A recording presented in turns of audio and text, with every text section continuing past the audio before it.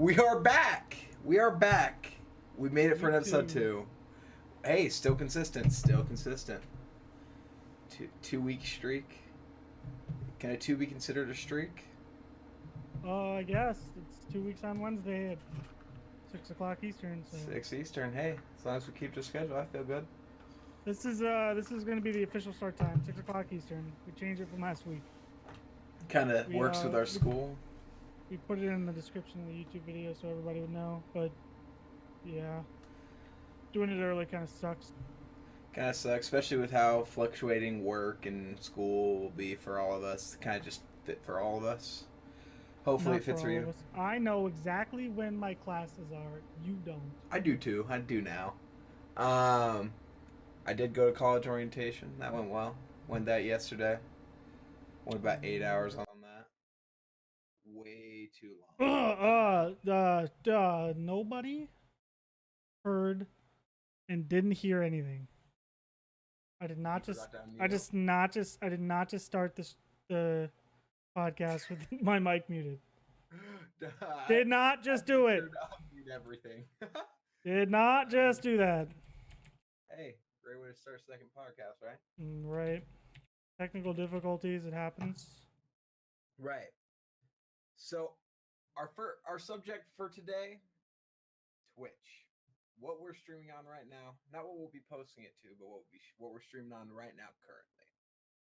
Oh yeah, lots of fun stuff to talk about Twitch. You want to start us off? I guess we're just gonna recap on what led us to Twitch. Okay. And then for me personally, it was just like when I found Twitch. When truthfully, I found Twitch before Brock, but like that was my main leading like full-time commitment to Twitch. When I found out, yeah, there's this opportunity to instead of just watch a video, to interact with people and see what people's reactions are live to like games, and see like you can go in and just search a game and watch people play it and like watch how people are enjoying it in real time, and not just like a pre-done video that they're gonna look like, hey, I had fun no matter what. True. What happened with me was Brock, because I remember because I was watching YouTube T Martin back before that whole CS:GO scandal thing, and he was like, yeah, the guy I play with, Brock, which I liked, he streams on Twitch, and I wanted to know what that was, so I clicked the link in the description. I learned what this thing was, and kind of found out that I enjoyed it more than YouTube to a point. Yeah. But that's pretty much what led us to Twitch. Yep.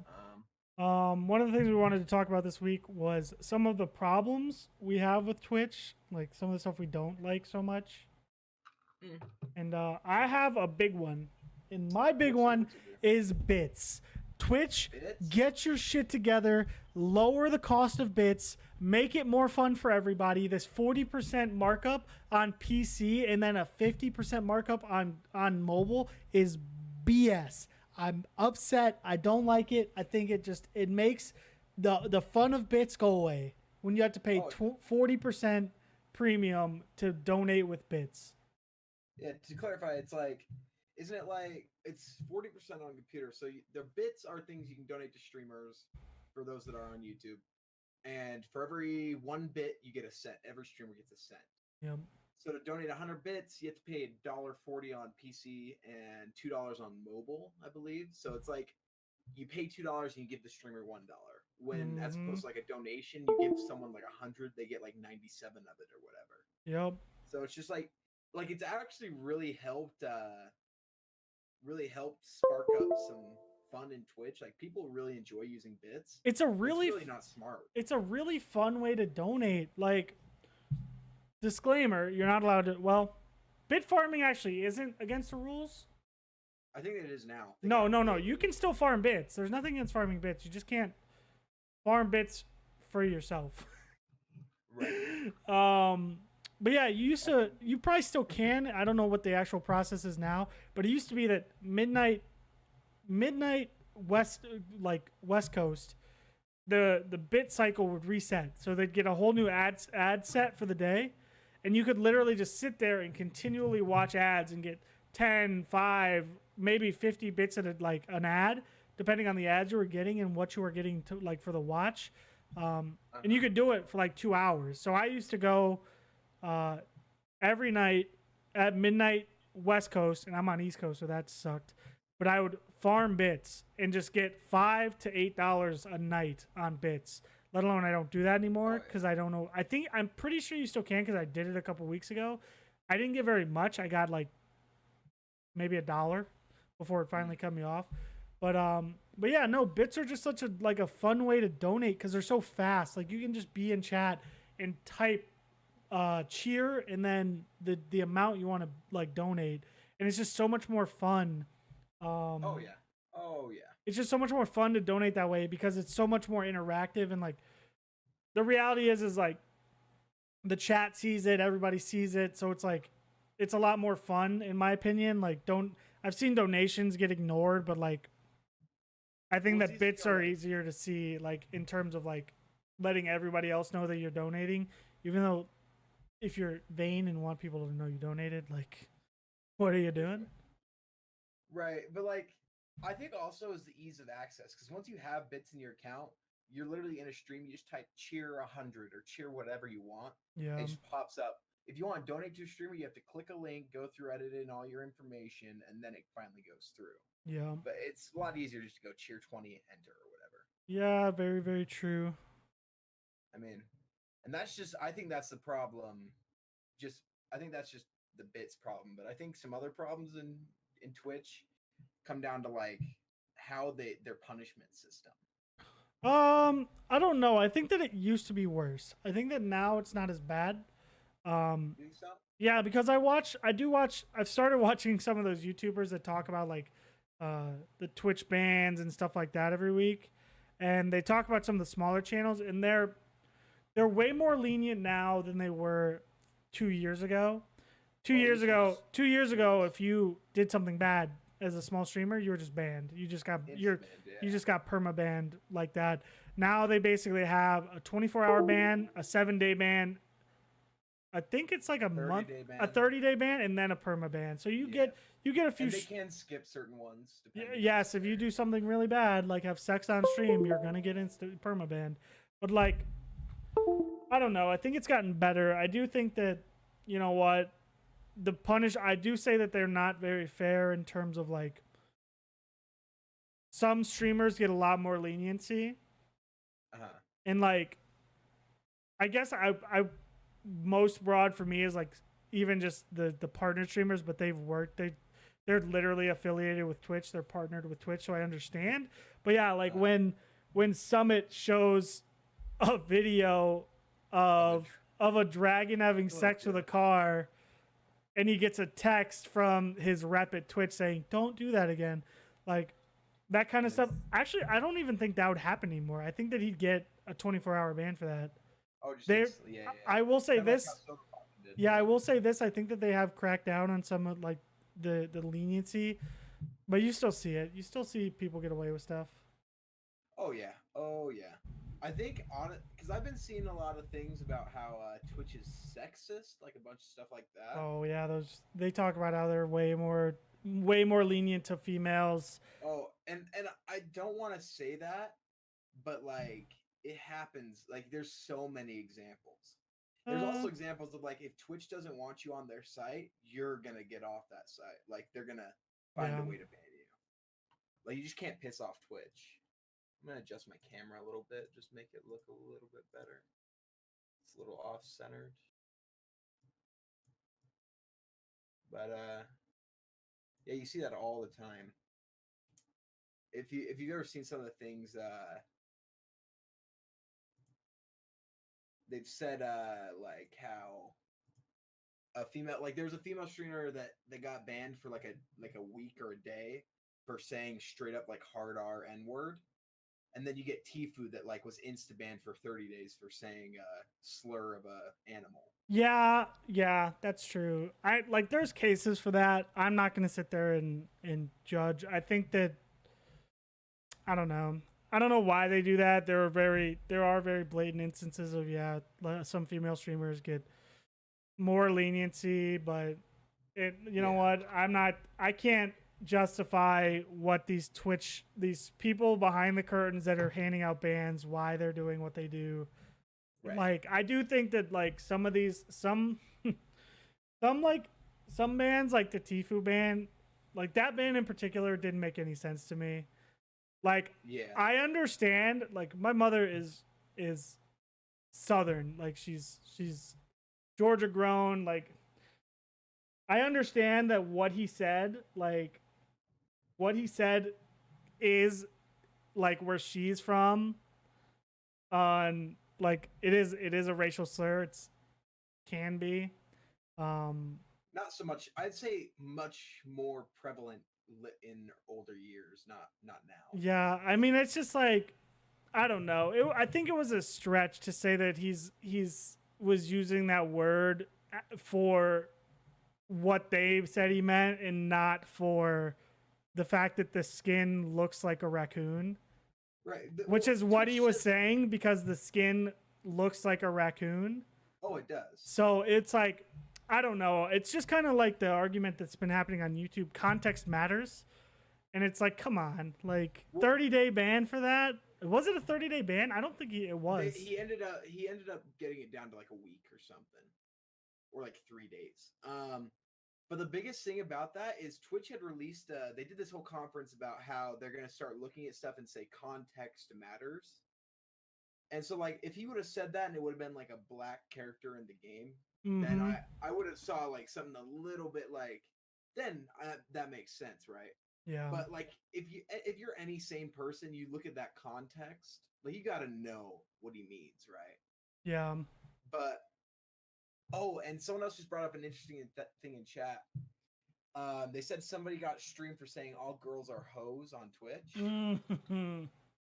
Which is funny because I feel like they've added in this new stipulation. If you talk about any girl on Twitch and say that they're like a cam girl, say like something like that they're not just a streamer on this platform, then I feel like any big streamer gets banned almost instantly. Yeah, I think yeah, like it's funny because there are a lot of like bigger talk show like streamers. I'm trying to think of who I'm thinking. There's one in particular where he specifically talks about how like God, who did that interview with Summit? What's his name?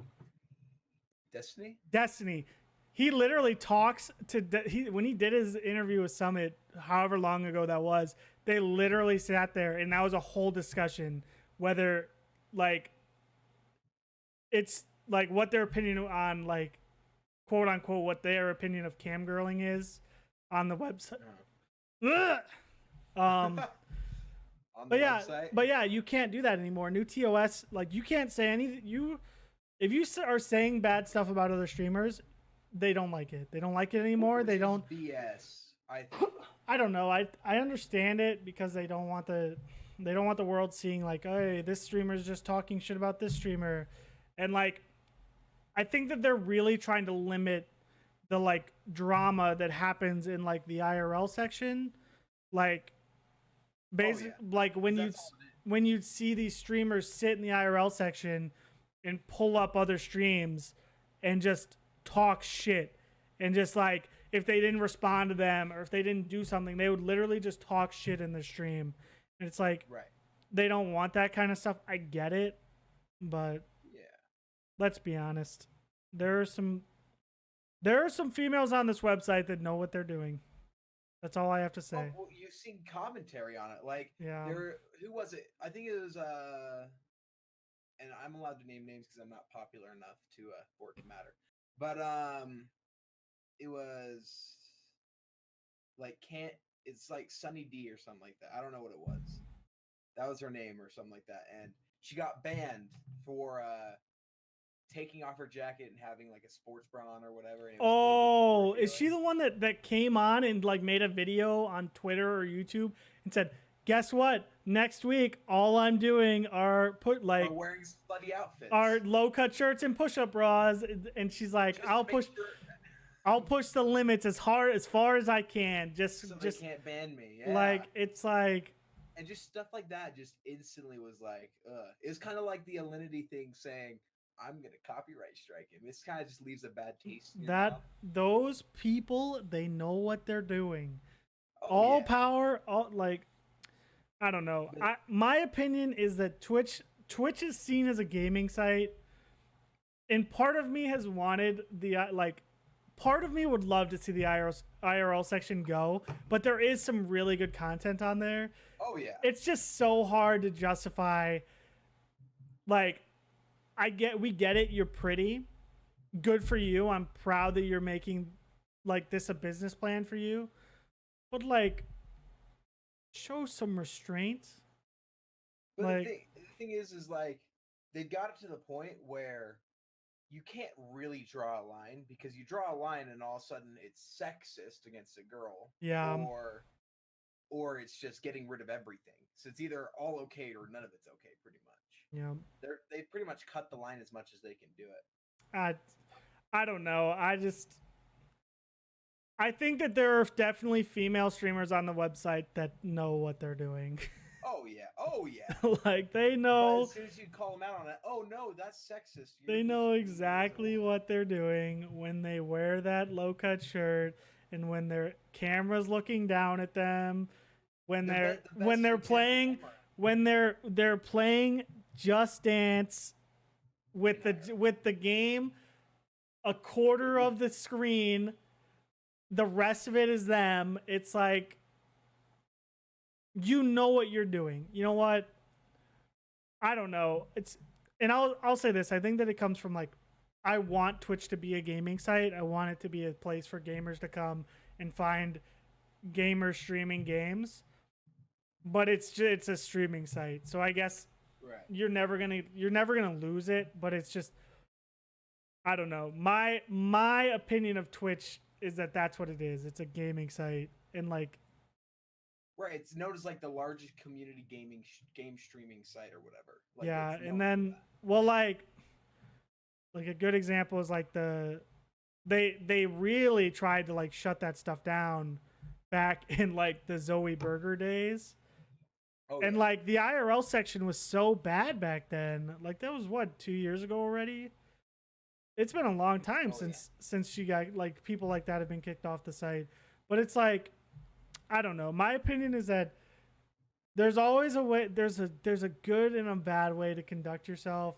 You know what? Those girls are gonna get away with it. But I think that like Summit made a really good point. Is those people will only grow so big. There's only so many. Yeah.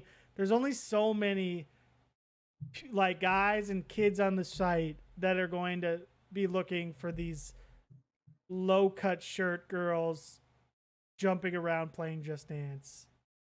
Right. So like, I think that there is that limitation that I don't think I've seen a streamer that's, and someone could correct me and link me someone, but I don't think I've seen a single streamer that's topped what, 10K. I never see 10K streamers like that. You see 2K. I see 2K, like 500, 700. Yeah, I see them up like that size. It's successful, but it's never gonna be a face of Twitch. Yeah. Luckily, the biggest example I saw streamer of the year was Amaranth. Did you see what happened with her? What, the fact that everyone didn't know she was married? Yeah, everybody didn't know she was married, and Amaranth was like, "That's so unfair that somebody doxed that I was married."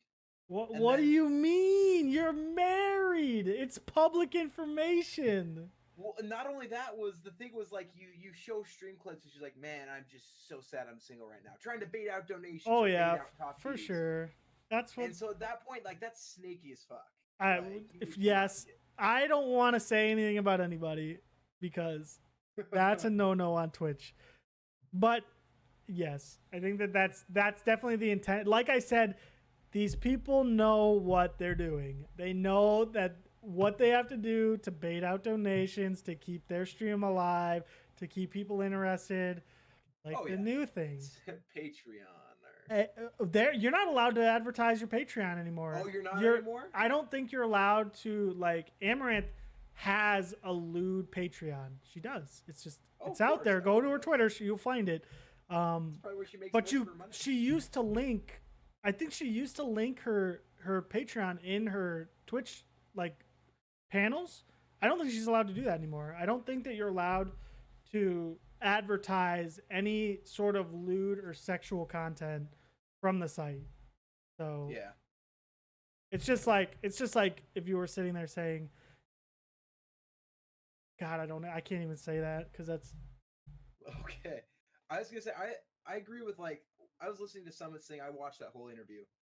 Summit's opinion on those streamers. I'm not gonna say anything just in case. Like I'm not gonna call him camp or whatever. mm-hmm. But his whole opinion of people that think that they aren't a part of the site are dumb because people are like, oh, they're stealing my viewers.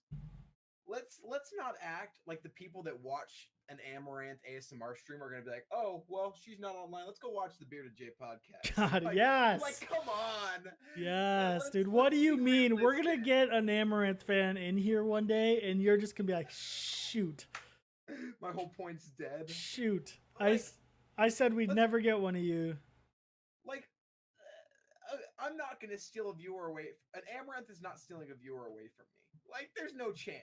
I don't know. Now, Tim the Tatman may because he's a better streamer, but like, other than that, like, there's a point for them on this site. Like, they're not stealing anything. They're just putting more on Twitch. Yeah, I don't know. Twitch can't do anything about them. They really can't because you can't just sit there and say, well, you know, your stuff is sexually suggestive. It is. Do as much as they can. Let's be honest. You're not in a low-cut shirt whispering into a microphone ASMR because that's just great content. That's what people want to see. And I don't know. They find the new niche for like that audience and they just keep pushing it. And I don't think Twitch will, I don't, be an ASMR section though. I don't think Twitch, I would like that just because I don't want to see it in my IRL feed.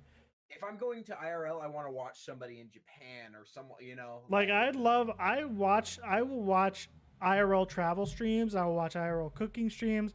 Like Jay Ghosty, like Ghosty. her whole stream like is IRL. She sits at home. She'll sit and do cooking, and she'll drink with her friends, or she'll have Ninja on, and they'll pon. It's fun content in the IRL section. It's good content in the IRL section. It's what IRL is meant to be. Yeah, I don't know. It is what it is. Well, I think we just got to deal with them, unfortunately. As much as I think that they're diluting the image of Twitch for what it is. Right, but they're not as prevalent though as they're not like that big of a deal as they were like let's say 6 months ago. Like I think that they're still titty shears I think they're still pretty big. I don't know. I think that it's like weird because I think that it was a huge deal when like Zoe Burger became a thing because she'd wear thonged like outfits. You could see full ass and just on stream with a green screen, like, right. And she got banned, and now she ended up going to YouTube, which now she doesn't even stream anymore. She's an owner of an org now. Yeah, Lux. Which, like I said, you know what? Good for you for making it work. Like, I think that she made it work. I think that it's your right to do with your body what you please and make money with it if you can. Not saying you should go prostitute yourself because that's illegal, but like, if you want to cam, if you want to go do adult filming like Celestia Vega did, go do it. It's your body.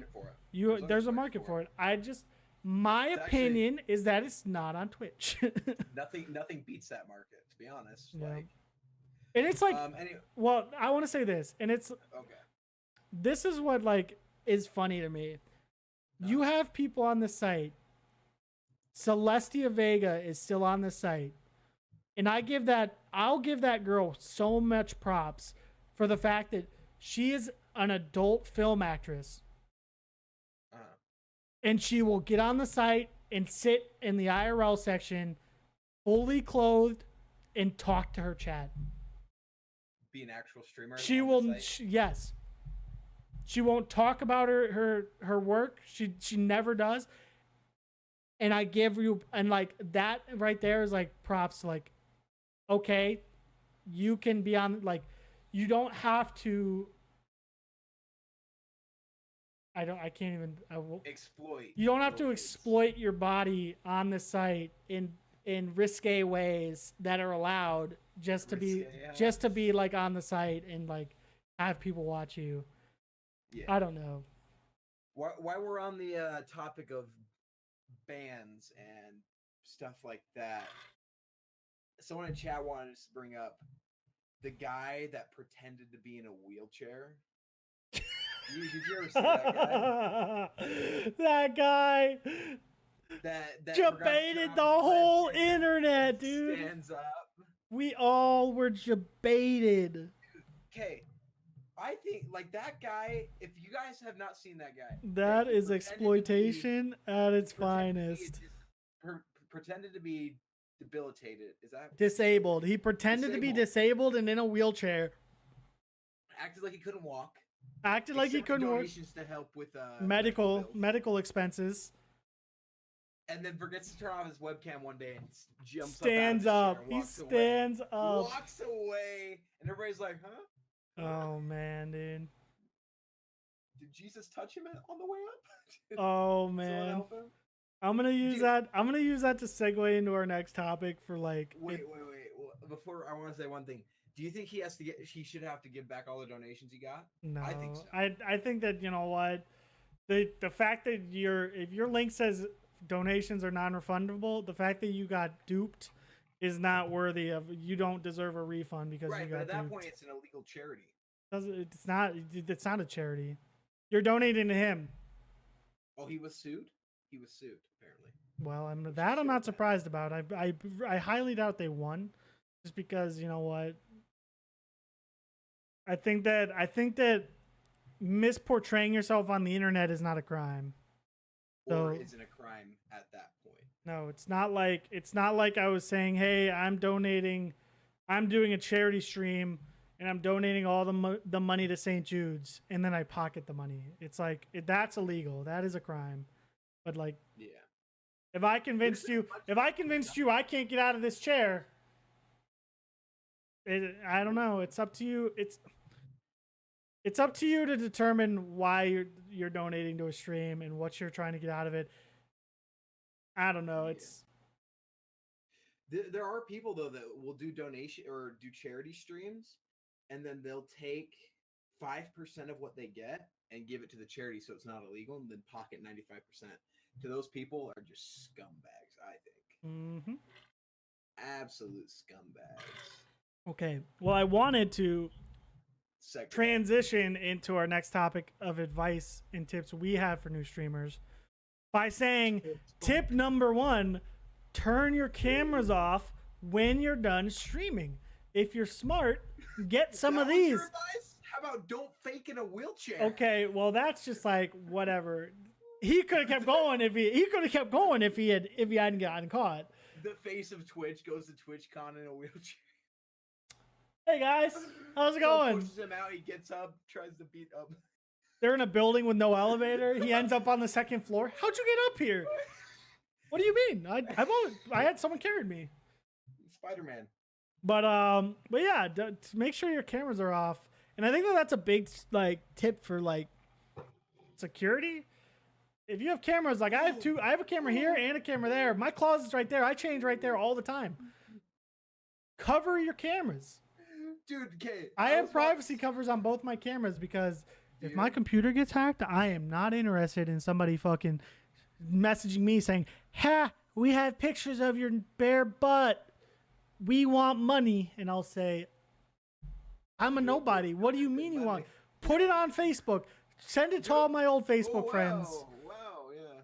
Like, please, feel free. I'm going to get some weird messages. Yo, I just got a message with you naked. Yeah, I got blackmailed. That's the one thing I won't understand. It's 28. If I was partnered, it would be bad. I don't think it is, because I think there was that should ruin your career. Not a streamer literally he walked in front of his camera naked a couple months ago. He did it, and it wasn't that big a deal. It like, as stupid as it is that it happens, and I think that like when you're partnered, you get a lot more forgiveness, and you don't get like banned for it. We'd probably get banned if it got reported. But that being said, I don't understand the whole idea of blackmailing someone with that information. Like, hey, I hacked your computer and I have a video of you naked. If you don't give me $1,000, I'm going to send it to all your friends and family because I have your contacts through your computer. Well, the thing is it doesn't work because there's no guarantee that after you send the $1,000, they're going to delete it. That's terrible. What? Someone in my chat just says, "Ninja in a wheelchair. I have ligma. Please donate." Oh my goodness. I didn't want to read it in my chat. Dang it, Drew. But no, like, I think that what people have to realize is like security leaks happen a lot now. Oh yeah. And like nude leaks and stuff like that. They're really not. I think that the world's starting to get to a point where they're starting to realize, why would we judge you for what you had privately on your stuff, or you got hacked and got seen through a camera lens? Like, nobody really judges. Like, people feel bad. People feel bad for the people that get hacked. It's not like they judge those people anymore. It used to be very judgmental in the world. What? Like, if you do it yourself, then you get judged. But yeah, it's not your fault. Like, I don't know. My biggest thing is, like, I was watching the Joe Rogan podcast, and they were talking about Twitch on there. And this one guy, so the people they had on Twitch, obviously, they were streamers from Twitch. No way they were actual streamers on Twitch. Because this one guy's like, yeah, dude, Twitch is just built so weird, like, you won't even know you're live. And so, like, I thought I ended my stream, and then my girlfriend came over, and I got banned because we did stuff on stream. I'm like, you're dumb, okay? If you don't know that you're live, you're dumb, okay? Like, it's really not that hard to tell if you're offline or not. Now, if you get hacked and somebody looks through your webcam, no problem of your own. But if you leave your stream on, you're dumb. Privacy filters on your webcams. See, I don't see it as that big of a deal. But I used to not, and then I had someone get into my computer. What? Mm-hmm. Someone got into my computer, and they had like me walking across my room, and they sent it to me, and they're like, "Hey, we want $1,000." And I said, "I'm a nobody. Why would I pay you?" And they said, "Okay, we want $500." So I blocked them. If it leaks, it leaks. Like, that's kind of what that's my point. I didn't know that you got hacked. What? Mm-hmm. I didn't know that. When did this happen? Probably like 6 months ago, something like that. It was a while ago. But yeah, it's like, it was clearly like this like foreign people. They couldn't type English. It was like, and it's funny because I ended up figuring out how they were on my computer, and I got them off there. I clicked the bad link. I did the same thing Tim did. Dude, Tim's story was great, yeah. But yeah, they basically threatened me, and I'm like, okay. And the worst part is, do you know how they got a hold of me? How? Facebook. Twitter? They got a hold of me through Facebook, and they threatened me with my Facebook friends. That was their threat. They sent me a list of my Facebook friends and said, "We're going to send this video of you to all these people." And I said, "Go ahead." And it's just like, it was so dumb. It's like, okay, I clearly wasn't doing anything. You sent me the video. I walked in from the shower and I changed. Right. Congrats. Like, it wasn't malicious. So if you had to send that to my mother on Facebook, I'll have an explanation for her. Right. Yeah, it's my mom would not. My mom would probably, like, My mom would freak out, but that's just my mom. Yeah, I just think it's not that big a deal anymore. And it's funny, nothing ever came of it. You know what? They realized they weren't going to get any money out of me, and instead of wasting time trying to at that point, I think that like this is what they have. They have the power to threaten you as far as you'll take it. If you give them money, they'll just keep threatening you to give you them more money. So like, eventually you have to just stop. Just don't give in to them. You know what? Just tell them to F off and get out of here.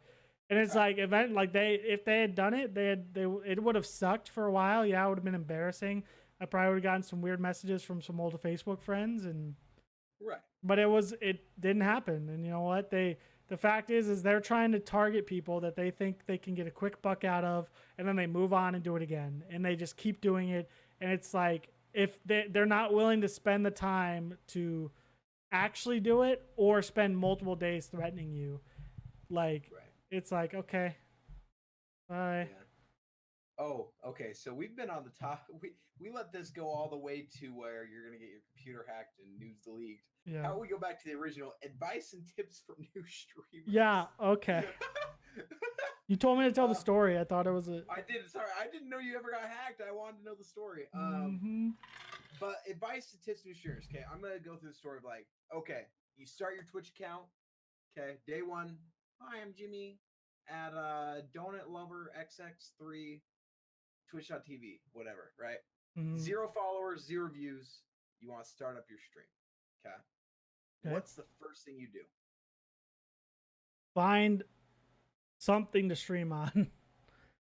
Whether it is a computer, whether it is... Now you can stream on mobile. Stream from your phone. Yeah. So, you have so many options now. It just depends on the content you want to produce. If you want to be gaming, then if you have an Xbox, you have a PS4. If you have anything older than that, I don't know what to tell you. You need more. But nowadays you can take a PS4, link a Twitch to it, and stream. You can take an Xbox, link a Twitch to it, and stream. And I think that starting out, that's a good place to be, just because it gives people the idea of what's gonna happen. My advice for streaming equipment: use a camera, get a decent mic. Whether you're streaming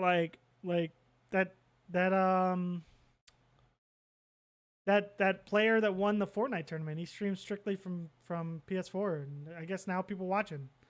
So it's like to sit there and say you can't do it, you can. If you want to grow, I'd recommend investing.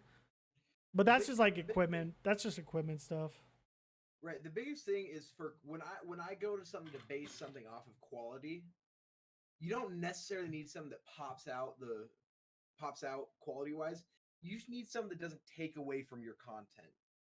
Don't let the microphone buzz take away from your actual content. Don't let 480p streams take away from your content.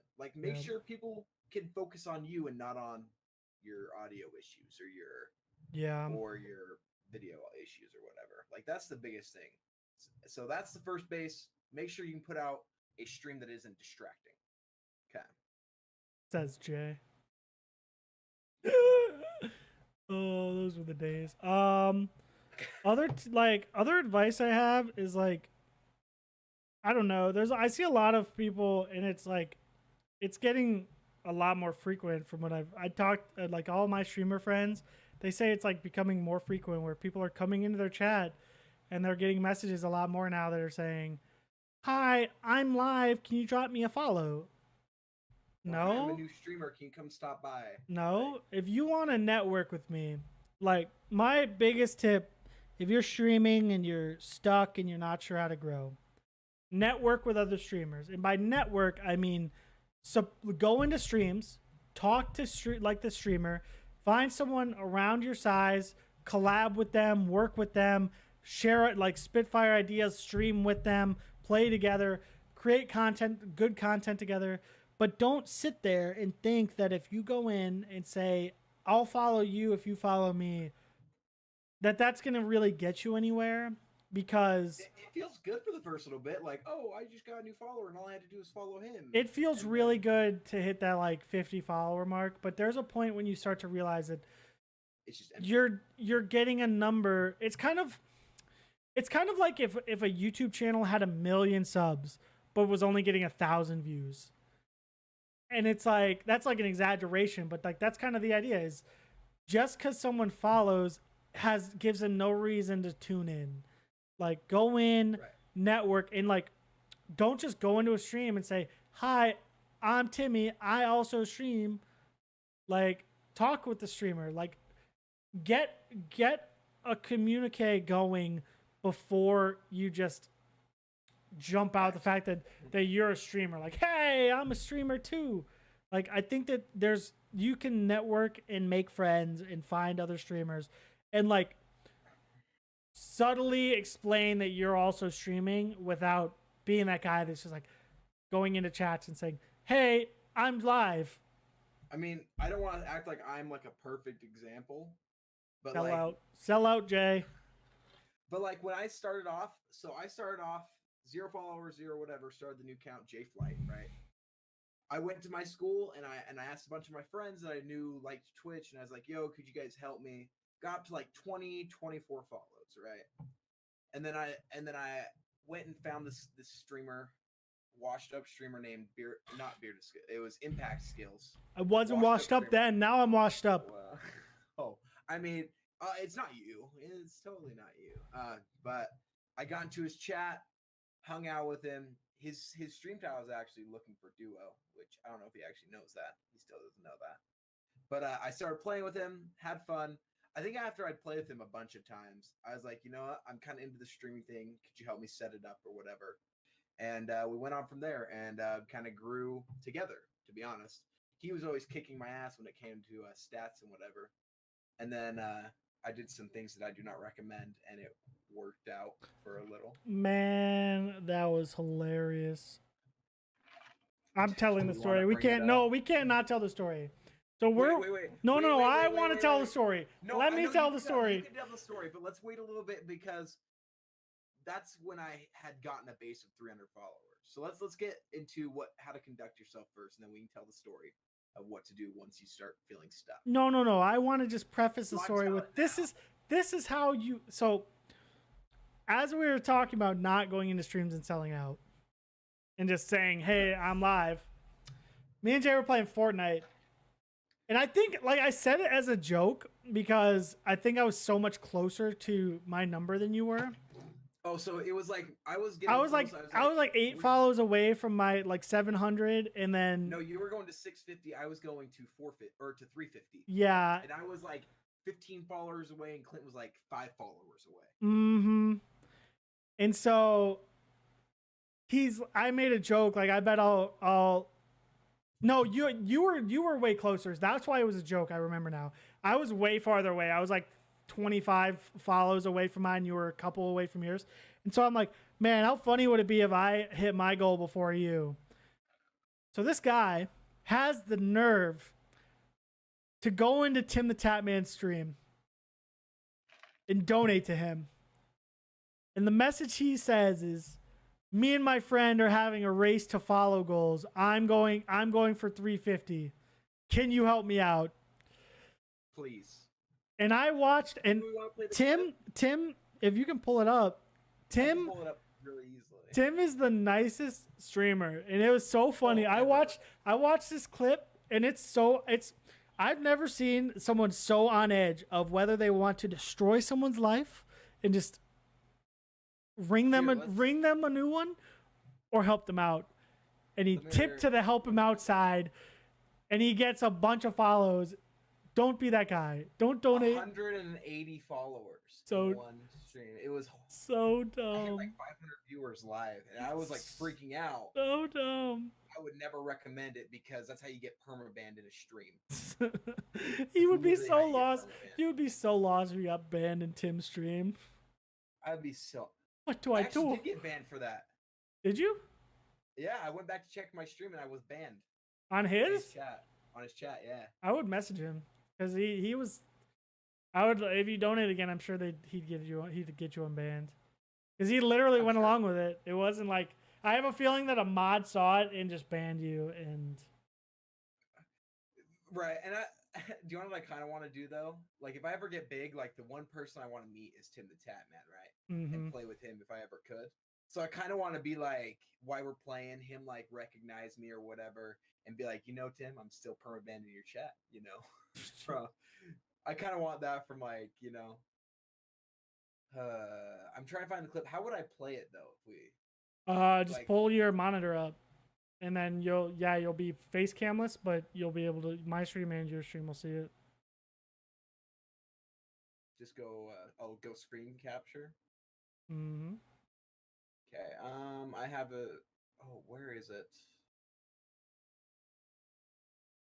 I don't know if I'll be able to hear it, but that'll be fine.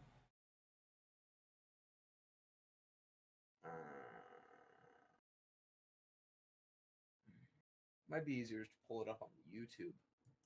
I'm gonna hurry and pull it up on YouTube. Sorry, we'll hurry and pull.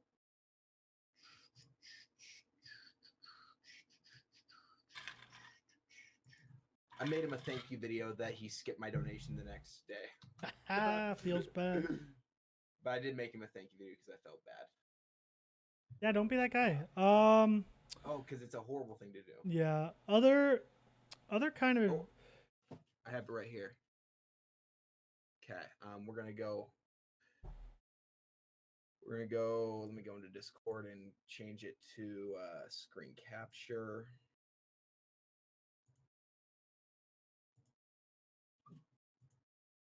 Share that. So you should be able to see that now. I'm going to hurry and switch to PC stream so they won't be able to see you. This is not working. LOL. I'm just going to go back to the Bearded podcast, and then I'm just going to put it so where it lines up to one of the face cams. Can you see it? Yeah. Okay. So what happens is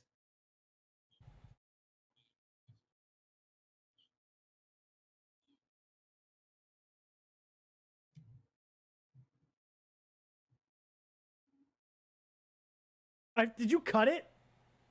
I did. Yeah, it looks like it's cut twice, and it's like the whole video. He sits there for a little while, and he's just contemplating. Like, he sat with like he sat there for a good 10 or 12 seconds, just with trying his to face on, like deciding whether or not. That face is. Oh, what do I do here? Do I ruin this kid's day, or do I help him out? Gosh. Right. Yeah. And now I have less followers and less viewers than Jay, and now I'm dead streamer. Feels bad. Thanks, Jay. Your fault. It is my fault. But yeah, I would never. Like that was one of the scariest moments, like for a while.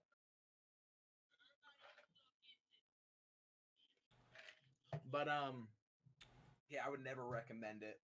That's how you get permaban. And Tim the Tatman is one of the nicest guys on Twitch, but I think even if I did it now, he would never do it. Probably. Never.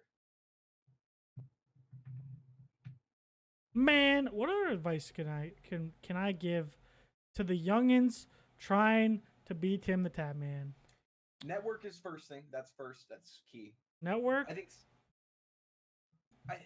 think getting to the first 100 followers mark and getting affiliated is key. Because after that, you kind of don't have really pressure to do something, you know? Yeah. So like, once you get past that little thing, it's kind of a little bit less stressful. But just network, I mean, don't be expecting a return. And we'll go more into that. That's what I wanted. Next year. I wanted to talk. Or next week. Sorry, next week. That's kind of what I wanted to talk about. Yeah, just because it's advice. Understand, it's just like YouTube. Understand if you want to start up streaming, it's just like YouTube right now where it's very saturated.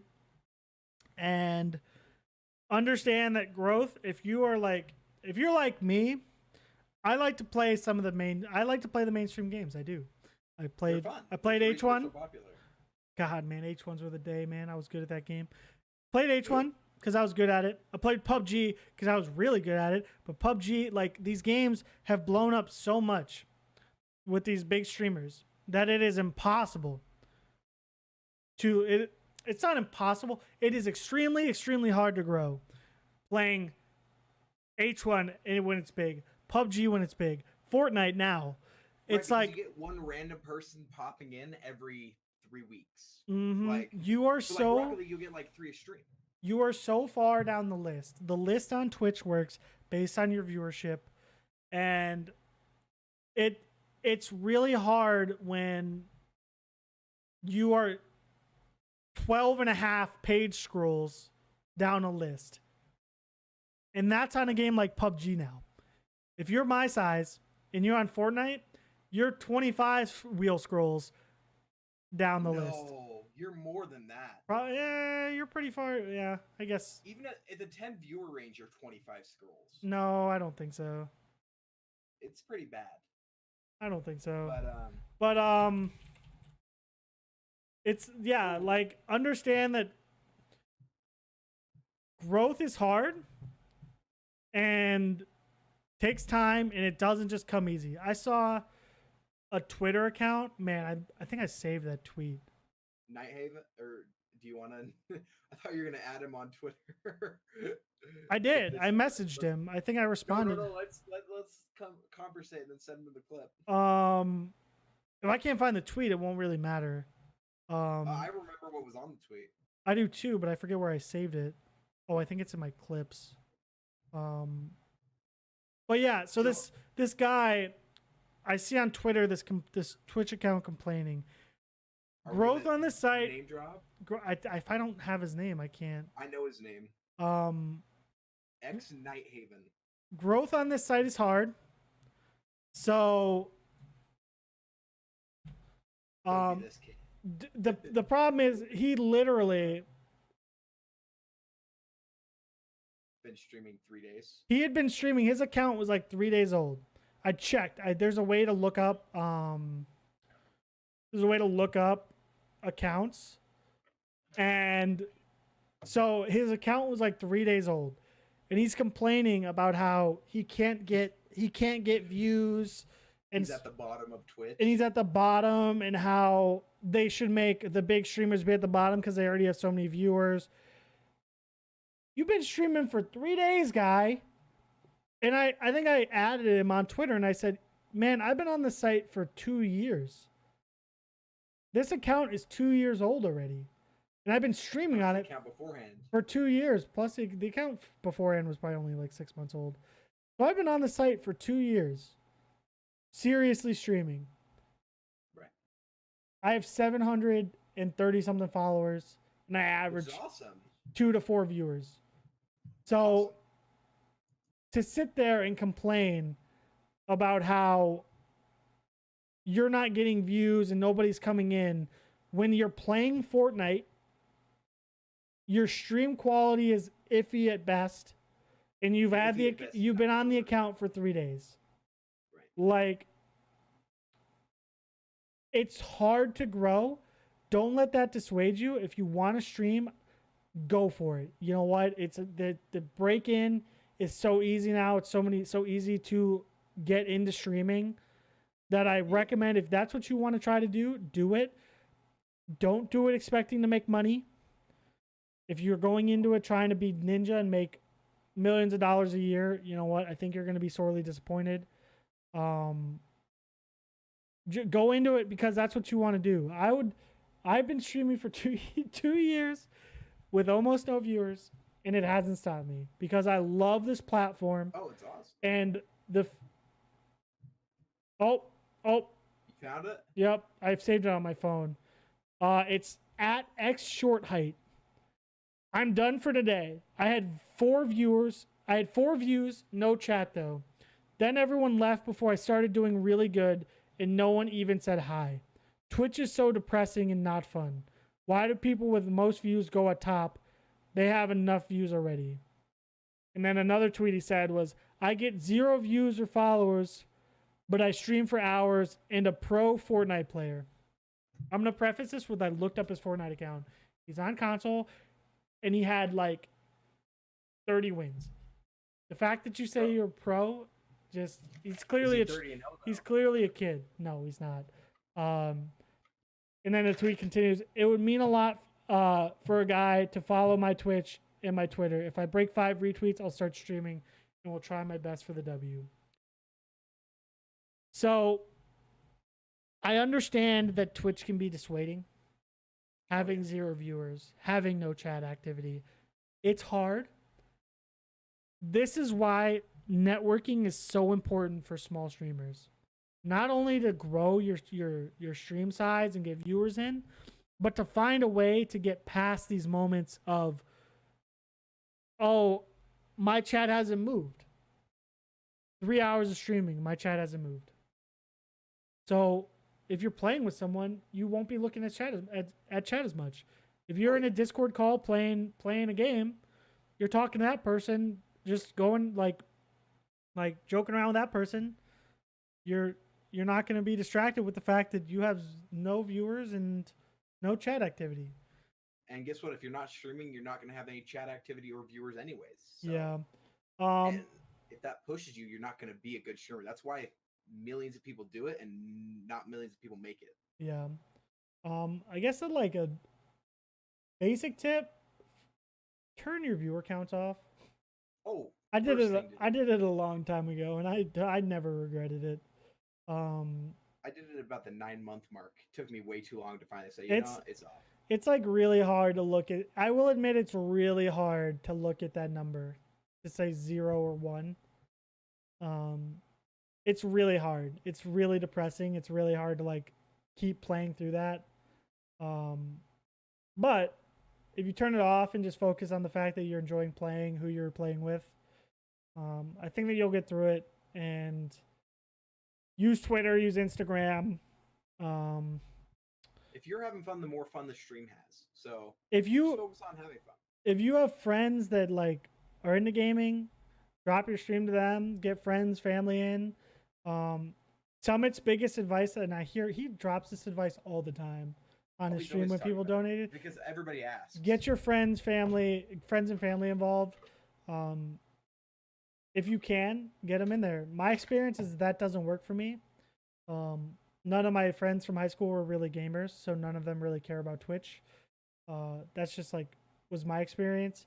My family is ancients, and my dad knows how to use a computer. My mother does not, and he would never watch my stream, which is fine.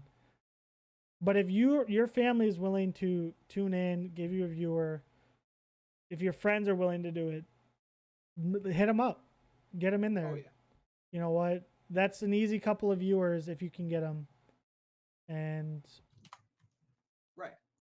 And I think the biggest thing is, like, I actually had that. That's how I got affiliated, because I didn't have enough viewers consistently. And so I got people to lurk in my chat. And then once I hit the affiliate stage, I said, don't ever come back to the stream unless you actually want to watch the stream. Because what happens is once you expect those viewers and you try to treat those viewers like actual viewers, you become more depressed just thinking, man, like, I don't have any actual, like, you realize, like, you don't have any actual viewers, and you just kind of get depressed. You just got put on blast. I did? Yes. So we're talking about how not to sell out. This is Twitter, so I don't really care. Twitter's not really a good example of this. How you go to Keemstar's tweet saying, I'm bored, and you say, I'm about to start up a podcast at 4 if you want to tune in. I did say that. Hey. This guy. Hey. Twitter's not the same. Twitter, you can post whatever you like. You can go into a tweet and tweet whatever you want. Nobody ever cares. It's not like interrupting somebody's stream in the chat that everybody's looking at while this person's trying to entertain, and this chat's all talking about that person that's streaming, and you're gonna drop your stream. I don't think it's the same. There's nothing wrong with somebody saying that they're bored, and I'm like, yo, like, that was funny. Come on, that fits in. I'm just sitting there trying to give a serious point, and all of a sudden I just hear you squealing. Dude, Drew DMs me this image of you tweeting at Keemstar saying, hey, come check out the podcast. But no, I do think that Twitter's different. I think that Twitter's not exactly the same in the fact that I tweet out all the time at these retweet services about my live streaming. Like getting a tweet in front of someone's eyes isn't the same as like interrupting a stream. Because that's what you're doing. When you go into a stream, you're interrupting their stream and their content to self-promote. Trying to take away from their viewers, which is hard enough for them to get, I'm assuming. Yeah. Unless they're huge. Why we have Twitter brought up, I want to bring that back up to networking, because if you guys want to become act as professional as you can, DM somebody on Twitter. I think is the best way to network with somebody. I think it depends. I think that a lot of people have their DMs closed. A lot of people, but maybe that's a sign of people that you're not big enough to network with. I just think that there's an easy way to, like, I go into chats and like I can bring up the fact that I'm a streamer without being a self-promoting righteous asshole. Because like you tune into streams or like hosting streams, that's a great way to do it. Like go into a stream after your stream, you know what, find another, if you're a 0 to 1 viewer streamer, find another 1 to 2 viewers, 0 to 1 viewer streamer, host them. Give them that host. You know what, go say hey in the chat. Say, you know what, even though you might not have viewers, you know what, your ability to support other people is going to be noticed. And so like hosting a streamer, going in, because 90% of the time when someone hosts you, I get some like weird hosts, which I just think people hit host, and I ask them if because I know the people that do it. They'll come into my chat, and it's always the same people that just hit / host. They just want to hit, they just want to hit the notification. Yeah, so the notification pops. But like, if you host somebody, and it shows up on their Streamlabs, they say, "Oh, thank you, so and so, for the host. How did your stream go?" That's the first thing I always say. I don't think I've had a single host person I've hosted where I was big enough to actually appear on their stream, because some people have host limits, so that they don't get spammed by every little Timmy. But yeah, the first thing they ask is, "How did your stream go?" And that's a great way to segue into the fact that, hey, I'm streaming and I just ended playing this game that you're also playing with. How's it going? My name is Timmy. Right, like even like I'm gonna bring up people like Akisor, one of our friends. Whenever I host him, it's always thank you for, and he says toasty hosty, thank you for the host, and then how'd your stream go? And same with like all the way up to like someone that still pops my alerts is Drew Frozone, who's a partnered streamer who I played with. Yeah. He always goes, "How was your stream? Like, what'd you play? How'd you like?" It's always a conversation. Then you can be like, you know, this, and then you show some class. You don't just be like, "Yeah, my stream was this and this and this." You always go, "You know, we played this. We had some fun. How's your stream going?" Like, network. Don't try to be promoting as much as trying to build friendships. Right? Yeah. Like, it's the best way to segue. Oh great! I have a new G-Force driver ready. Feels bad. Do I have any other advice? Don't spend all your money on Twitch. Do it if you love it. If you don't love it, if it's more of a, "Oh, I want to get big," it's kind of a chore though. No, don't do it. I do it. I average about 10 cents an hour streaming is what I about average. I don't average. I average nothing. I don't get shit, and I don't like. It's not about. God, man, look behind me, man. Look at all those boxes. Do you know how much money I've spent on crap? Have some restraint, kids. Don't be me. Don't let this be your lifelong hobby. We'll get into Clint's binging next. God, dude, I have a problem. And I can't seem to fix it. Okay. As I'm to the next topic, considering ordering another keyboard. God. All right. Anyway, next topic. What keeps us on Twitch? And opposed to moving to, I guess the only one I can think of is Mixer, which has been becoming more popular as of late. I don't know. So I've known about Mixer for a while. I've really known about Mixer since that day that was it. I think Komodo went to play with that guy. Mm-hmm. Yeah, Komodo's friend is like a big 200 something viewer streamer on Mixer. Argonaut, wasn't it? Yeah, that's his name, Argonaut. Popped on. He had like 400 viewers. He goes to play PUBG with him, and I go in there, and if you've never experienced a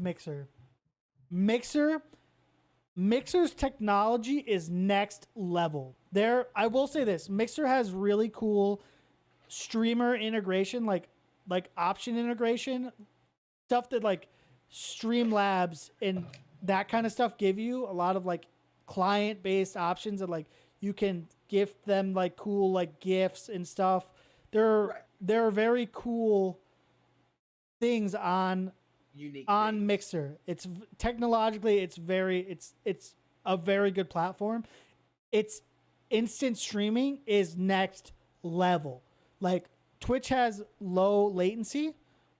Doesn't even compare to 5 Mixer. seconds comparative to no seconds. It's so fast. I tune into the streamer and like his chat's moving, so you know what? They miss like a couple messages, which happens. So I ended up watching for a little while, and I ended up donating, and I gave him like $5. I said, "Yo, buddies with Komodo. He told me he was coming to play with you. I thought I'd come check you out. New to Mixer. This is my first experience." And I hit the donate button, and immediately, I'm not kidding, I didn't even have time to hit X on the donation. Immediately, I'm hearing, "Thanks, BeardedSkillz, for the donation. I'm glad you found Mixer. Glad you can be here." It was so weird. I thought I was hallucinating. It's so fast. It's so real time. And I think that Twitch has bounds to make it to compete. And so like, but they have the backing of Amazon is a big yeah, thing. yeah. So like the topic we wanted to talk about is like what keeps us on Twitch. For me, it's honestly the image it upholds. It's always been known as the #1 gaming site. Its size now, especially now, like it used to be that Mixer was potentially a threat, but now that Amazon is backing Twitch with Prime and all this, like seriously, how do you even compete at that point? You don't. Well, and my argument before Amazon Prime, Twitch Prime, or whatever, before all of that, my argument was, well, streaming sites are small. Why would I take like people are finally starting to learn what Twitch is. Why would I go to something even smaller, Mixer, right? Yeah. But now it's like, well, Twitch is so big, like it's almost like why would you leave? Like it's growing at such an incredible rate. I don't know. I think that the biggest argument, and like this goes to anyone looking to stream, whatever platform you choose to stream on, I wish you whatever luck I can give. One benefit to streaming on a smaller platform is less saturation. When you stream a game, when they all have these lists based on viewers, you're going to be higher up that list in a community where the game is getting 10,000 views versus 500,000 views. Like 500,000? It's not even close. Like Fortnite gets hundreds of thousands of views. Yeah. So like, okay, Fortnite right now has 250,000 viewers, and Ninja's not streaming. So yeah, 250,000 viewers versus on Mixer you might have 70,000 viewers on Fortnite. I mean, smaller saturation, smaller community. Yeah. So for someone that doesn't get anything on Twitch, it could make sense for you, but I wouldn't. I think that, you know what? I think that it can make sense. I won't switch because I've invested too much time, too much money. Even though the money's just technology, I could switch platforms at any time. I don't know. I've really enjoyed Twitch too much. You know what? I think that they're so big that, you know what, it's where I consume all my entertainment, and it's where I want to output my content. Oh yeah. It's a brand that I want to support. Yeah. Kind of like how YouTube is better than like Daily Motion. Like I'd rather be a YouTuber than a Daily Motioner. I don't know. Like you can make it on Daily Motion or whatever, but it's like weird because these sites are becoming like like these huge like enterprises. Like years ago, and even like yesterday, my dad was saying, I don't understand how no one's come up with a competitor for YouTube with less ads because I hate watching ads. And I said, Dad, download an ad blocker. Like, it doesn't cost you anything to download an ad blocker. He's like, yeah, it does. And I said, there's a free ad blocker on Chrome. The fact that you don't use Chrome is your problem, not mine. I want to bring up this thing in chat that quickly came up. What? It was, I noticed Realm Royale is airing tournaments on both Twitch and Mixer. I think it's a smart thing for Fortnite and other games for their esports to do, which I think is true. As long if you're not connected to this platform, more exposure to every site is not ever a bad thing. It's never a bad thing. But I just think fully invest in one or the other is dumb. I think, other than fully invest in something that's smaller is dumb, in my opinion. I don't know. I think that it depends because I think that Twitch, being owned by Amazon, can get like, I guarantee that they've probably gone to Fortnite and say, "Yo, we'll stream all your stuff, but you have to stream exclusively with us." And for like the like for the most part, I'm guessing that they can offer them what like Mixer could never do. Like they could never do because you have the backing of one of the biggest businesses in the world.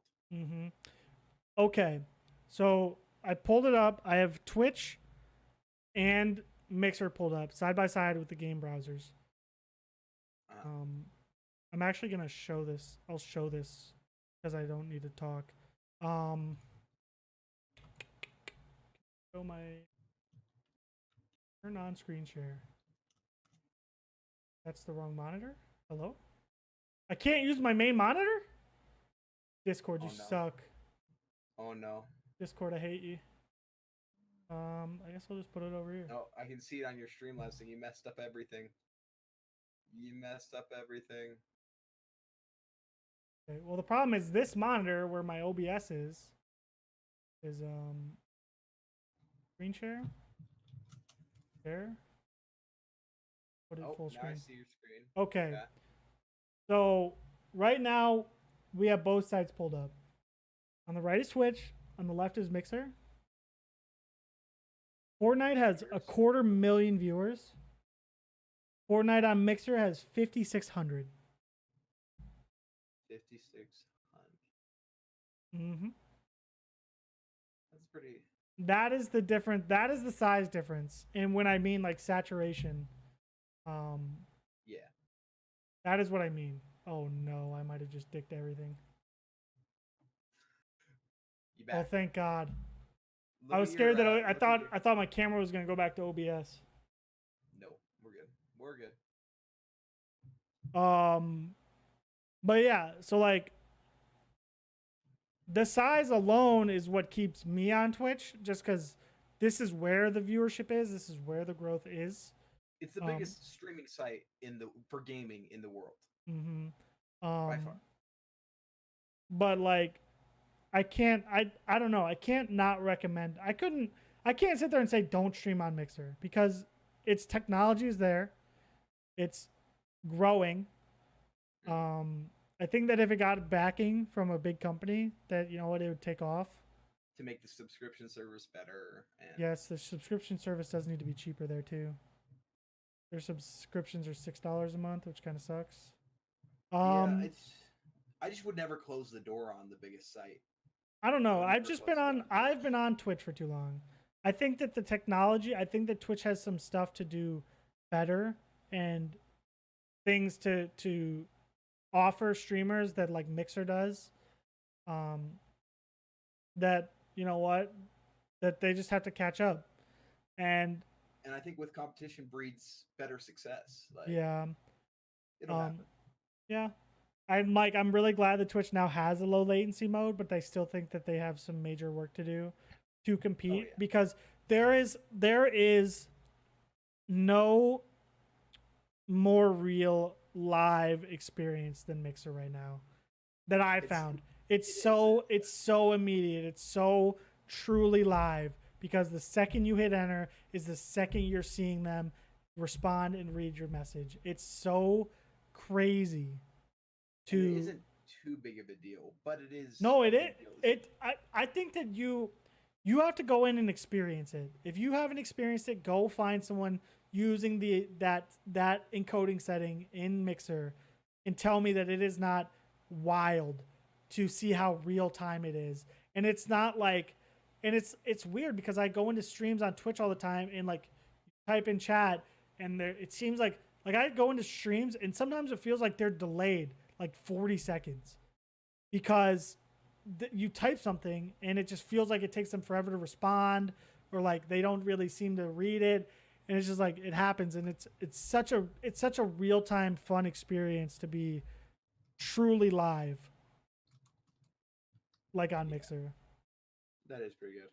I think that's kind of all we can really discuss on that. I mean, don't stream on YouTube unless you have 1 million subscribers. Unless you're permabanned on Twitch. No, so like that's what everybody does. Things that I've noticed, like my opinion on my autofocus is messed up.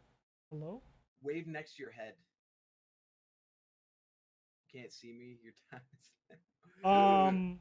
What is it focused on right now? It feels like it's focused on the mic arm. It's not because the mic arm's like my hands. See, that's exactly. Yeah, that's. It's like a macro. There it goes. There you go. So like YouTube streaming became a big thing. Like it became a actual thing on YouTube where it's YouTube streaming.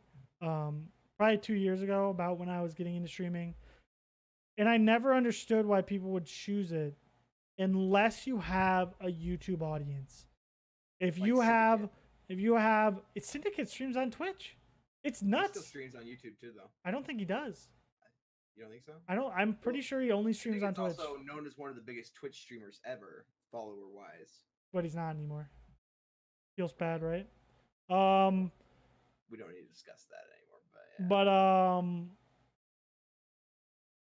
But no, unless you have like a lot of subscribers that'll see that you're going live, I don't really see a point in streaming on YouTube because there's just not the service that you get on Twitch. You don't have subscriptions, you don't have like you have a donation option, but it's like it's just not the same. It's just not the same experience as any of the other gaming streaming sites, in my opinion. Yeah. I definitely think YouTube streaming is the worst choice of the three we've talked about. Definitely. But it's for people, I see it as for people that got banned off of Twitch that have people on YouTube. I think if you got banned off of Twitch, go to Mixer. Because I don't know Mixer's rules. They might be kind of like... If you don't have a background on YouTube. Yeah, if you don't have a background on YouTube. Definitely. I think that YouTube is definitely the most lenient. They let people get away with the most stuff. Oh, yeah. There aren't really any other platforms. People are talking... Twitter streaming, I think, is like becoming a thing. Facebook Live. I don't think it's viable, but some people do. Jay, why don't you switch to Facebook Live? Wasn't that your uncle? Yeah.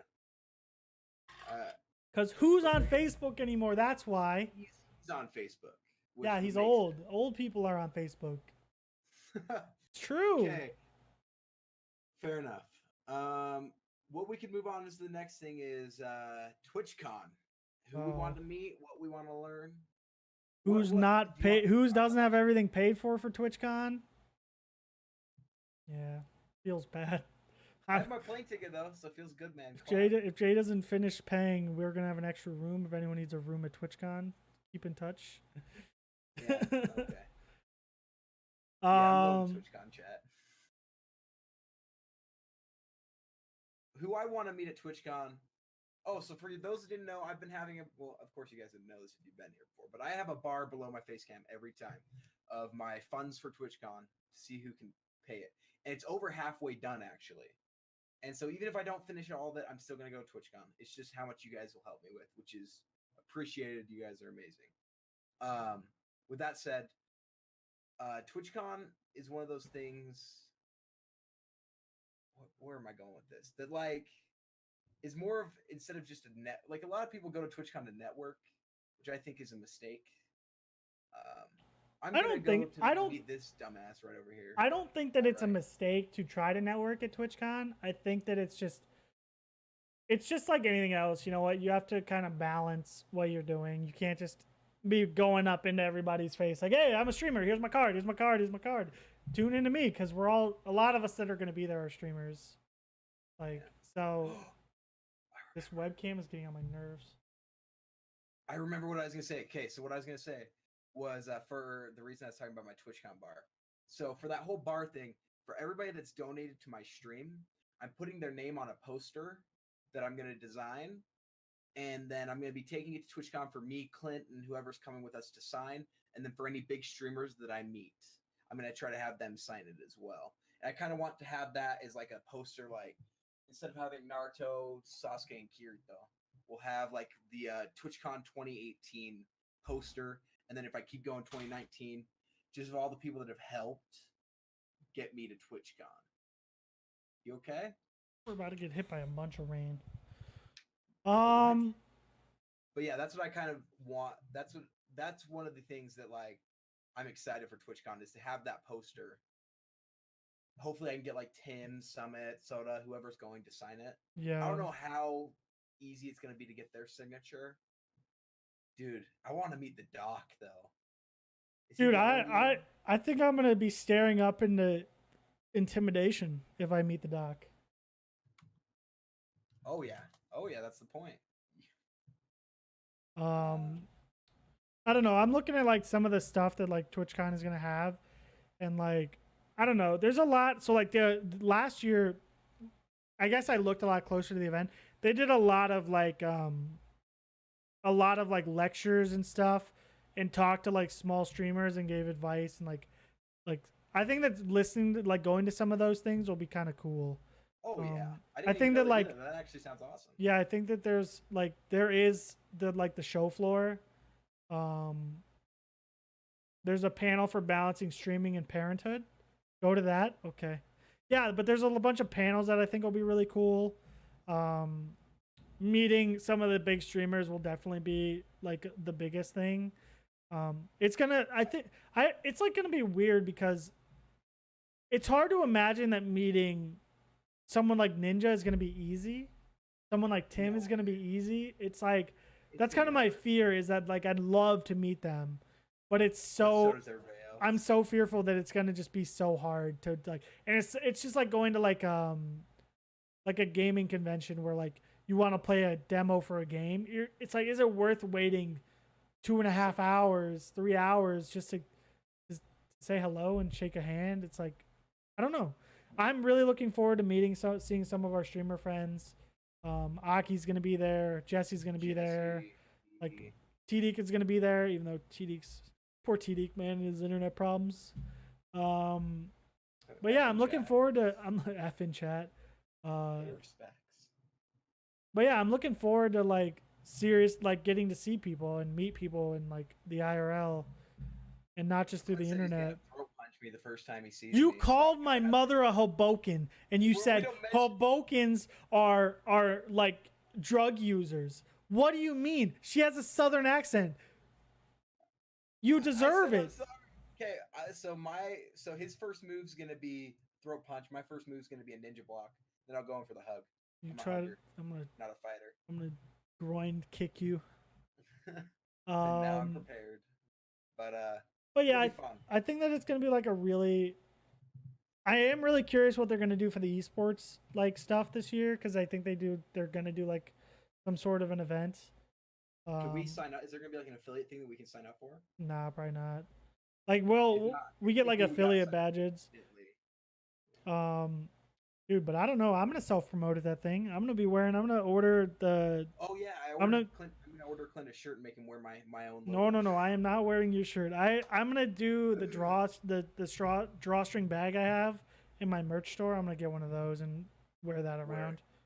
Just because it's like you can add it, like it's just like anything, you know. Your Twitch is on your thing, but it's small, so it's like, you know, any chance to meet other streamers. I think that it's like, it would be cool to meet like some of these people that I've been watching for a long time. Mm-hmm.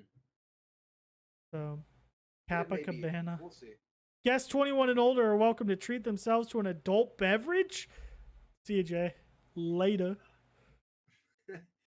I don't know. My thing is, I think this year is going to be more of experiencing what TwitchCon is.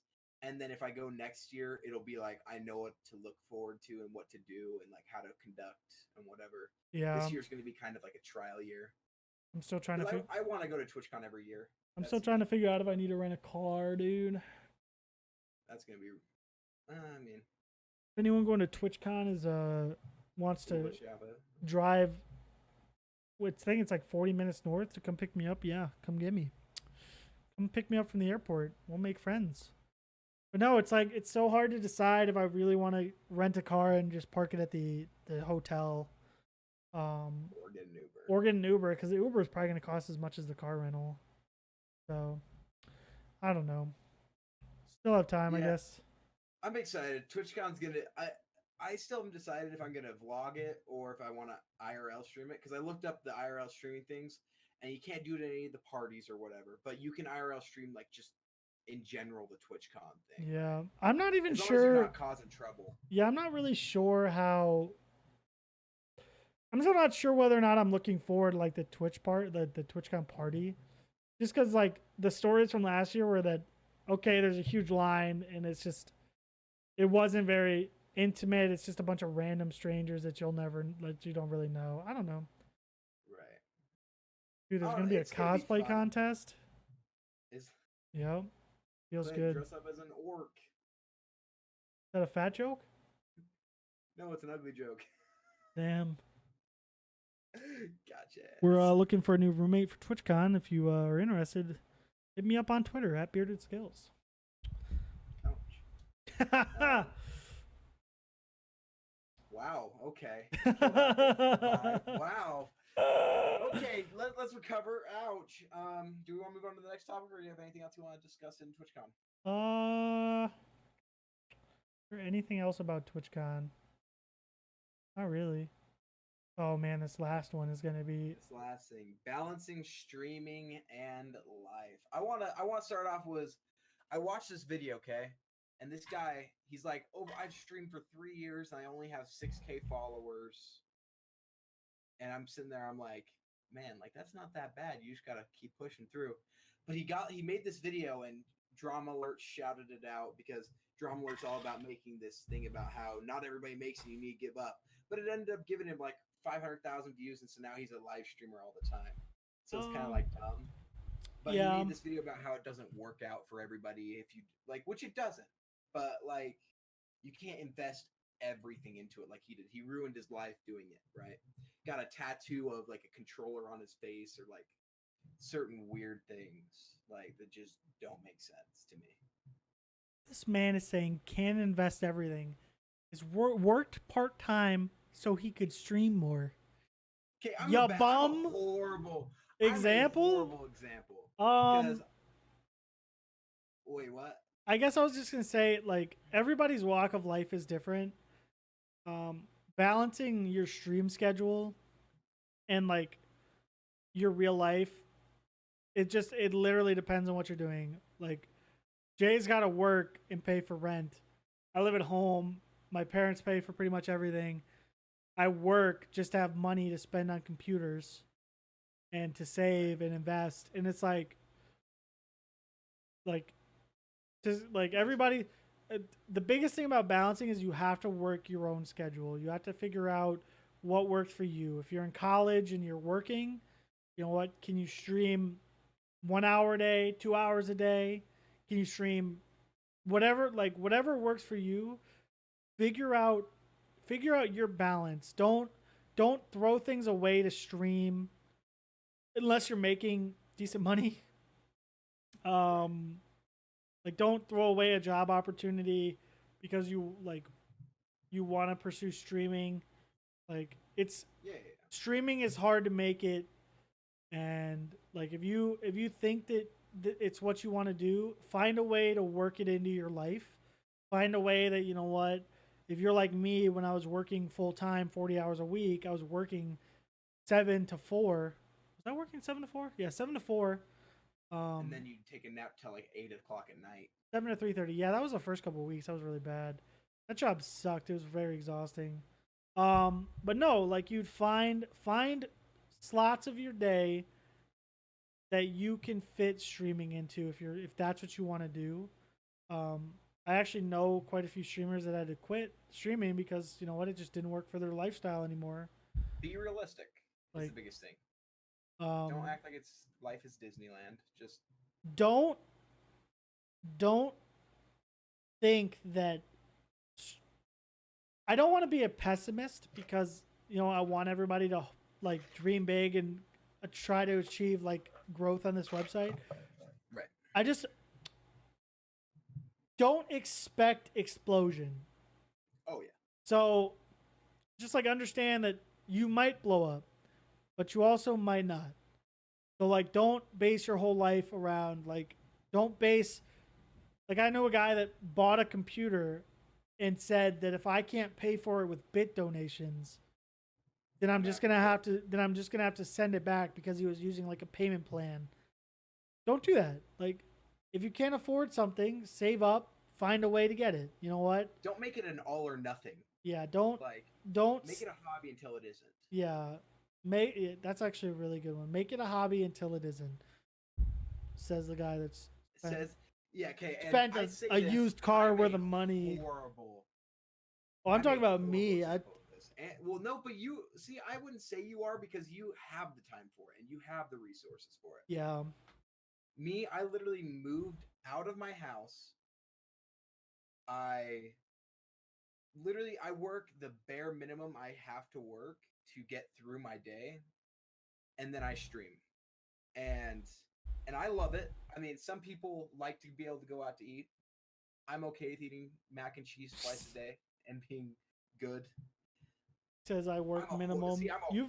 Your stream schedule has struggled so hard lately. So is mine, but like that's because but you were talking about the I want to explode sort of mentality, all or nothing mentality. I was kind of in that mentality of let it save me. But as soon as I was kind of like, you know what, handle you, just stream for fun until it isn't. As soon as I finally got that mentality, I've enjoyed streaming 10 times more than I already was. Yeah. Because I was always stressing, I need to be averaging 5 followers a day, 1 sub a day, go in hard. When and it was just stressing me out all day long. I can't play the games I want to play. I can't do what I want to do, right? Yeah.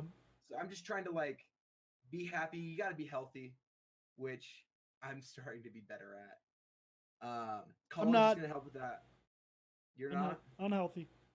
Very unhealthy. Healthy before? Nope, never healthy. Unhealthy because of streaming? Okay. Nope, I'm just unhealthy. I was unhealthy because of streaming. What about people that drop out to stream? How do you feel on that? People that drop out to stream, unless it's if you're making over 100K a year streaming, I told myself that if I had 500 subs, then I would drop out to stream. But that's to the point where I know I'm successful. I would never just drop out. Just say, you know what, I'm at 100 followers, 5 viewers. I'm going to drop out, push hard, and hope I explode. No, never. Never. What about you, Clint? I wouldn't say like 100,000 is a huge number. I think that if you're making what you would basically be making, like if you went to work and were working whatever your time would be, like Jay's working enough to pay for his rent and stuff. You know what? If he was covering his rent and the expenses he needs to cover with streaming, then like I'd understand dropping work. You know what? But like people that like drop out of school, like yeah, if you're making, if there's a number, like there's a number out there for everybody that, you know what, how much will you make with your degree? How much are you going to spend on your degree? Because you have to provide for a family at the end of the day. If you're yeah, married, it's like to sit there, if you can cover the same cost that you'd be making getting out of college. If I was a freshman streaming and I was making $50,000 a year, which that's like that's like a 1 in a million chance. Like that person's very rare. But say you're that person, then yeah, it's worth considering. Let alone, I think that you could get away. You could probably stream a lot of hours and do college at the same time, and then you have that degree to back up on. But like, to say it's not worth considering, it's just like anything. You know what? If you can move into a cheap place, get decent internet, and make $50,000 a year, have very little expenses, that money could go a long way. You could save a lot of money if you do that for a couple of years. And you know what?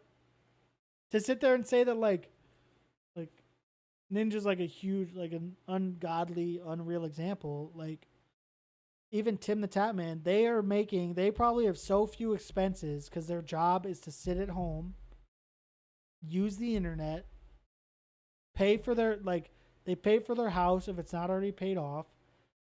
Their expenses are super low. All that money can go into savings, and then when you're done, when your stream is slowed down, if you've made enough money, then you know what? You don't even have to work. You can invest the money or have someone invest the money, and you can make a living off of that. You know what? I think it's rare.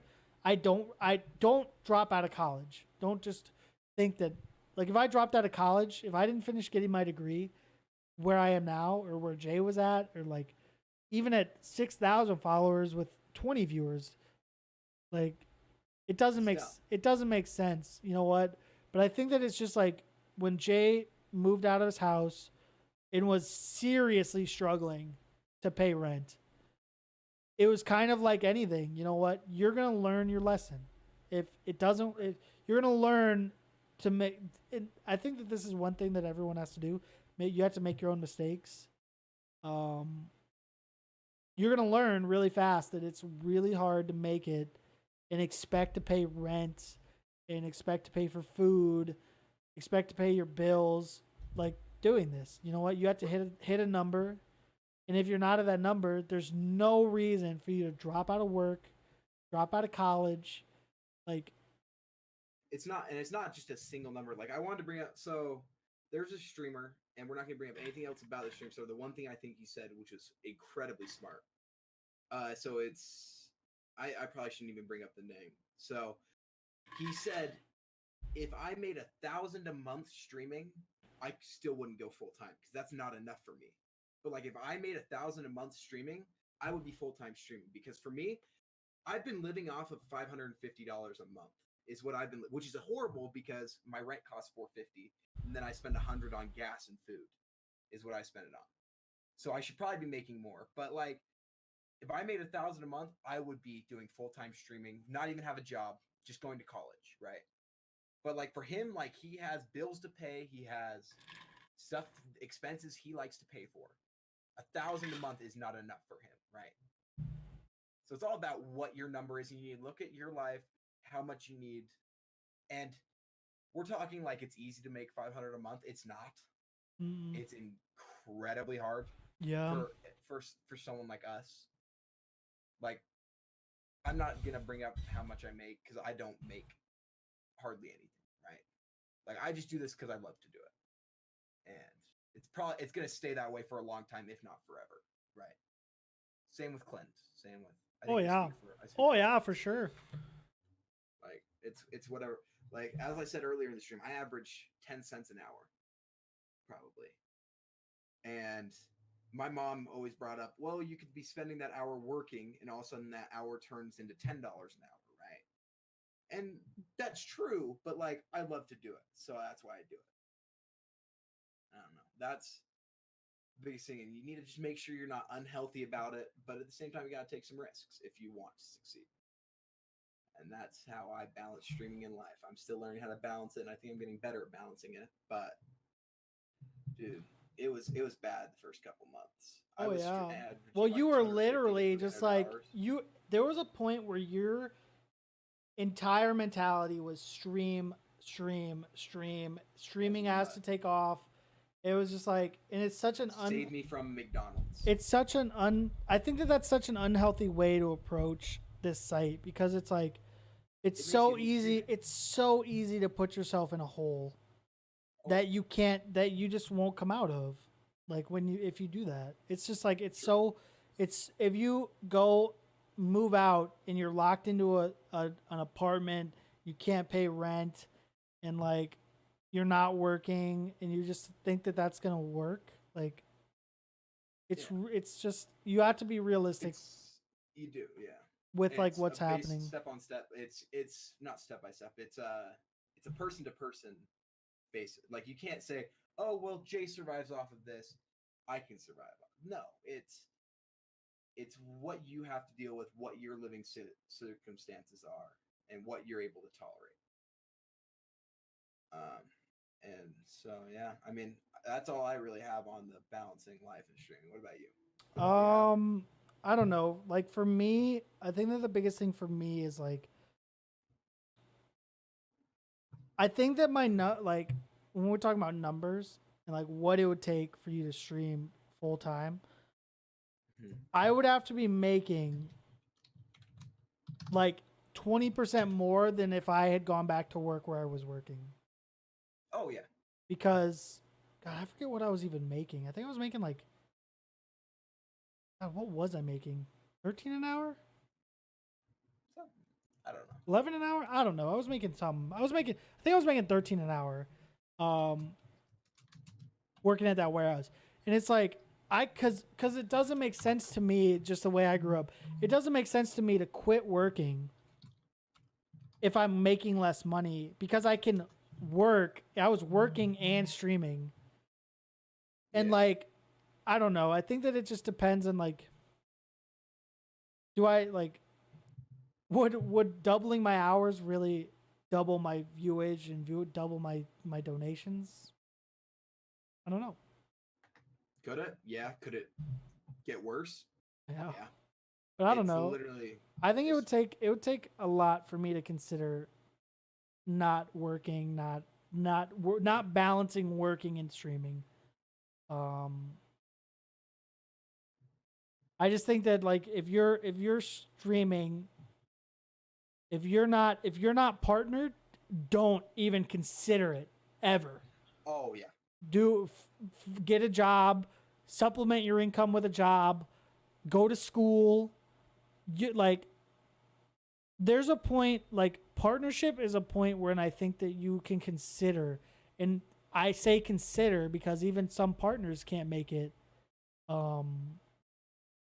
Partnership is a point when you can consider making this a job. Because considers the key word. It's not a guaranteed. Oh, I'm partnered. This is a job. No, because I know there's an old Rocket League streamer. He's partnered, but he gets 30 viewers now. So like to sit there and say that I don't know how well he's doing. I'd guess that he's not doing great. Right. So it's like probably not where he wants to be. It's just like I don't know. I think that partnership is where you determine like, could I even cut back on work a little bit, and then like stream more because maybe you could. Maybe that's what you have to do. But like just to drop work, to drop college, to drop what you're doing. I think that there's very, very, very few instances where that's a good idea. True. I would agree with that. I think the best way we can summarize it up is keep it a hobby until it takes you into a job. Like it's a hobby until it tells you otherwise. Yeah. Did you see what I sent you on Twitter? You sent me something on Twitter? Oh no, hold on. Okay, quickly. I was reading your chat. Oh, I forgot to do them. Okay, then I think I literally told myself when I made all those topics, I said, "Oh, I need to make up those questions," and then I just didn't do it. We can wait till next week then. I think we're at an hour and 50 minutes. I think that's a pretty good podcast. Hot take: do you miss Mormon church Sundays? Really? Do you miss it? Do I miss it? Do you to miss be light? No, I do not. To be harsh? Hell. Do you miss the support your family gave you when you didn't renounce yourself? Did I what? Do you miss the support your family? I guarantee your family was more supportive when you were. Do I miss the support? Yeah. I would say no, because the support I get is more real now, I feel like. Yeah. Because I feel like the support beforehand was contingent upon that, you know? Yeah, I completely forgot to do hot take questions. I like wrote up all those topics and I'm like, do hot takes, but don't put them in that list and send them to him so he can't read them. And I forgot to do them. Yeah. Feels bad. I think that's a good way to end it. Yeah. Yep. Clint failed at hot take questions. Big surprise.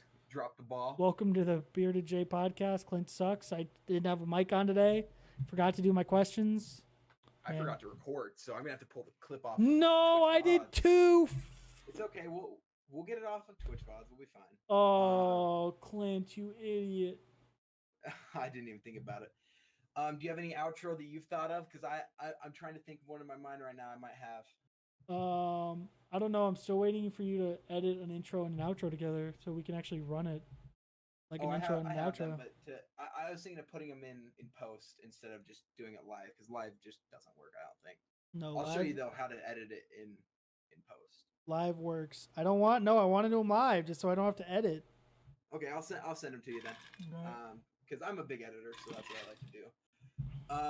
But yeah, I mean, this has been the BeardedJay podcast. Oh, hold on. I actually do want to say something. We have something to... No, nothing. So I think I want to start doing this just so that people can think about it over throughout the week. Mm-hmm.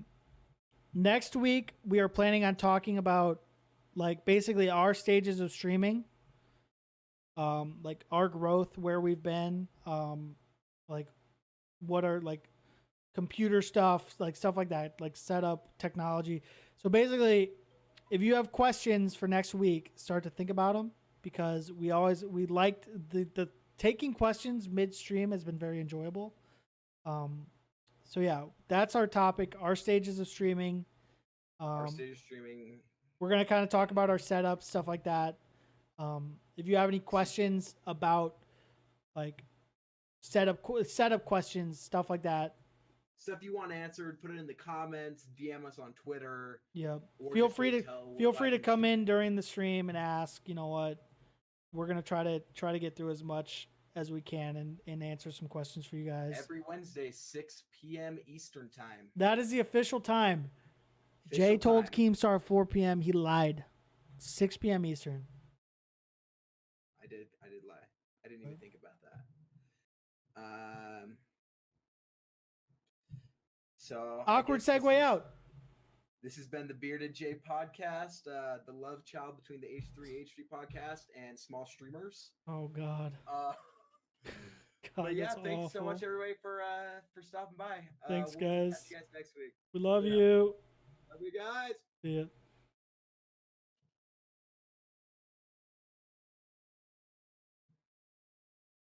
I'm ending my stream there. I think I'm done for the day streaming.